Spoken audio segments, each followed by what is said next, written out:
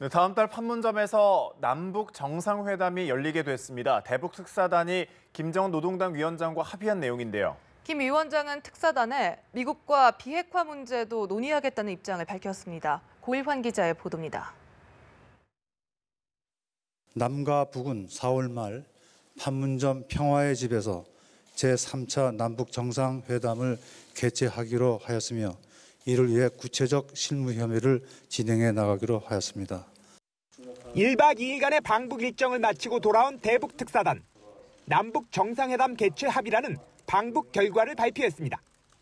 조속히 회담을 해야 한다는 필요성에 따라 다음 달로 결정됐습니다.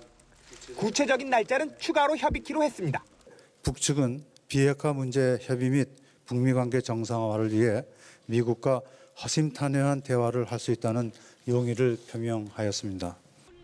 관심을 끌었던 북미 대화에 대해서도 긍정적인 입장을 이끌어냈습니다. 특히 북측은 체제 안전이 보장된다면 핵을 보유할 이유가 없다는 점을 명백히 했습니다. 북측은 추가 핵실험 및 탄도미사일 시험 발사 등 전략 도발을 재개하는 일은 없을 것임을 명백히 하였습니다. 핵무기는 물론 재래식 무기를 남측을 향해 사용하지 않을 것임을 확약하였습니다. 북측은 대화가 지속되는 동안엔 도발도 중단하겠다고 약속했습니다. 또한 남북은 정상 간 한라인 개설에도 합의했습니다. 이와 함께 북측은 남북 간 화해 협력 분위기를 이어나가자며 우리 태권도 시범단과 예술단을 평양으로 초청했습니다. 연합뉴스TV 고유란입니다. 네, 이렇게 남북의 판문점 평화의 집에서 제3차 정상회담을 개최하기로 합의하면서 김정은 노동당 위원장은 북한 최고 지도자 중 처음으로 군사 분계선을 넘어 남측 관할 지역을 밟게 됐습니다. 선대인 김일성 주석이나 김정일 국방위원장과는 다른 파격 행보가 이어지고 있다는 평가가 나옵니다. 정영빈 기자의 보도입니다. 군사분계선에서 남쪽으로 250m가량 떨어진 곳에 위치한 판문점 평화의 집.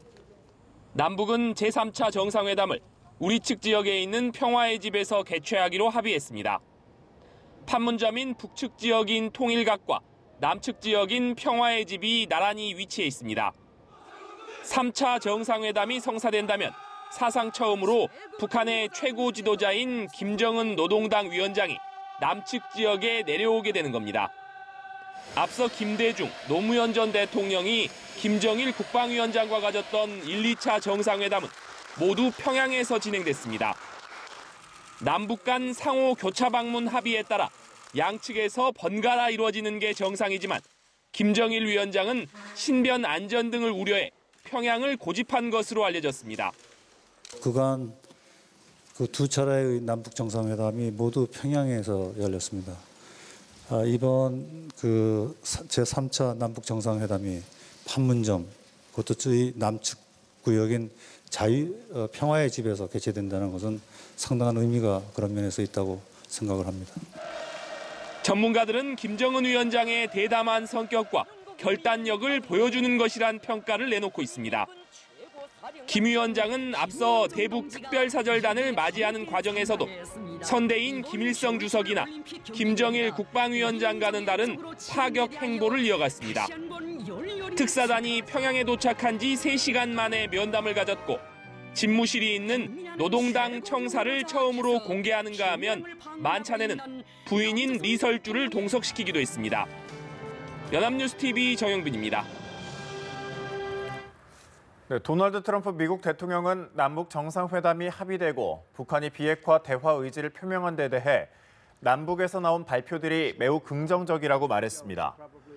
트럼프 대통령은 현지 시간 6일 백악관에서 이것은 전 세계를 위해 위대한 일이 될 거라며 이같이 밝혔습니다. 이어 북한이 아주 좋았다고 생각하며 그들은 올림픽에 참가했고 의기양양하게 돌아갔다고 말하고 우리가 그것을 이어갈 수 있을지 두고 보자고 덧붙였습니다. 중국 외교부는 북한이 비핵화 의지를 표명하고 4월 남북 정상회담 개최가 합의된 데 대해 환영의 뜻을 표명했습니다. 경상 중국 외교부 대변인은 한국 대통령 특사대표단 방북 결과에 대한 담화에서 중국은 특사대표단의 방북이 긍정적인 결과를 거둔 점을 주목했다면서 이를 환영한다고 밝혔습니다. 또 유관국들이 한반도 비핵화와 한반도 문제의 정치적 해결 프로세스를 추진하는 데 함께 노력할 수 있길 바란다면서 중국은 이를 위해 계속해서 마땅한 역할을 하길 원한다고 덧붙였습니다. 일본 정부는 남북한 정상회담 합의와 북한이 비핵화를 위한 북미 대화 용의를 밝힌 사실이 전해지자 당혹감을 감추지 못하는 분위기입니다. 교도통신은 일본 정부 관계자들 사이에서 당혹감과 놀라워하는 분위기가 확산하고 있다며 한 외무성 간부가 한국 측으로부터 직접 진위를 들어보지 못하면 판단할 수 없다고 말했다고 전했습니다. 일본 정부는 주한 일본 대사관 등을 통해 정보 수집에 총력을 기울이는 동시에 북한이 쉽사리 핵미사일 개발을 포기하지 않을 것이라며 압력 노선 유지는 불가피하다는 방침을 견지하고 있습니다. 특사단 방북의 최대 성과는 북한의 비핵화 의사를 확실히 확인했다는 겁니다. 체제가 보장된다면 핵 폐기 선언까지도 수용할 수 있다는 의지를 밝히면서 문재인 대통령의 중재 외교가 본격적으로 속도를 낼 수 있게 됐습니다. 이경희 기자의 보도입니다. 방북 전 정의용 수석 특사는 문재인 대통령의 한반도 비핵화 의지를 전하고 돌아오겠다는 목표를 밝혔습니다. 한반도의 비핵화와 진정하고 항구적인 평화를 만들어 나가고자 하는 대통령의 확고한 뜻과 의지를 분명히 전달하겠습니다. 성과는 기대 이상이었습니다. 북한의 비핵화 의지를 확인한 것은 물론 북미 대화에 적극적으로 임하겠다는 확실한 뜻도 전해들었습니다. 대화의 조건으로 한미연합훈련 축소나 중단을 내걸 것이라는 예측을 깨고 정상적인 대화 상대로 인정해달라는 것 외엔 특별한 전제 조건도 내걸지 않았습니다. 문 대통령의 중재 외교가 속도를 낼 여건이 갖춰진 셈입니다. 북미 대화에 적극적으로 임할 용의가 있다. 것을 아주 분명히 밝혔고 또 그 북미 대화의 의제로 비핵화 또 논의할 수 있다. 미북 관계의 정상화 이런 것도 논의할 용의가 있다 이렇게 밝혔습니다. 청와대는 대화에 임하는 북한의 진정성을 확인한 만큼 다음 수순인 국제사회 설득에 적극적으로 나설 방침입니다. 미국은 물론 중국, 러시아, 일본까지 특사를 파견해 방북 성과를 직접 설명하고 전방위 협조를 요청할 예정입니다. 청와대는 남북 정상 간 신뢰가 구축된 만큼 국제사회를 설득하는 과정에서 북한과의 추가 의견 조율도 얼마든지 가능하다고 판단하고 있습니다. 정의용 수석 특사는 김 위원장이 문 대통령에 대한 신뢰를 표했다며 친서를 주고받고 특사를 교환하면서 믿음이 많이 쌓였다고 전했습니다. 연합뉴스TV 이경입니다. 네, 검찰이 이명박 전 대통령에게 다음 주 수요일 검찰에 직접 나와서 조사를 받으라고 공식 통보했습니다. 100억 원대 뇌물 의혹 등 이 전 대통령은 피의자 신분으로 검찰 조사를 받게 됐습니다. 정호영 기자입니다.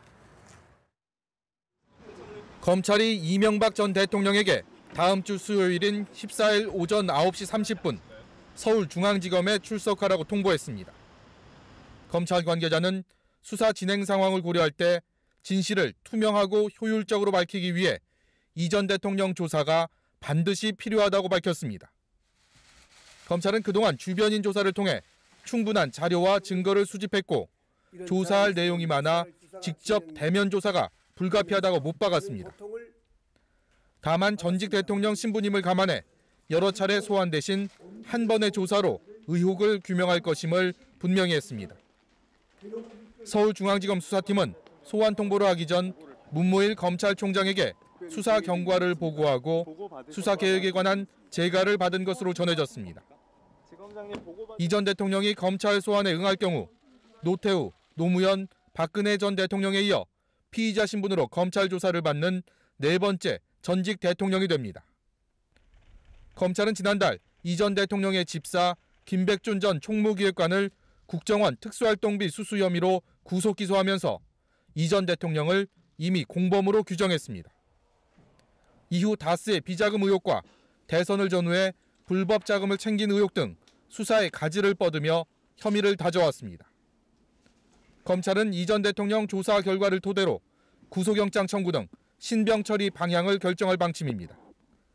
검찰은 또 이 전 대통령에 앞서 역시 불법 자금 수수 의혹을 받고 있는 친형 이상득 전 의원을 먼저 소환 조사합니다. 연합뉴스 TV 정호윤입니다.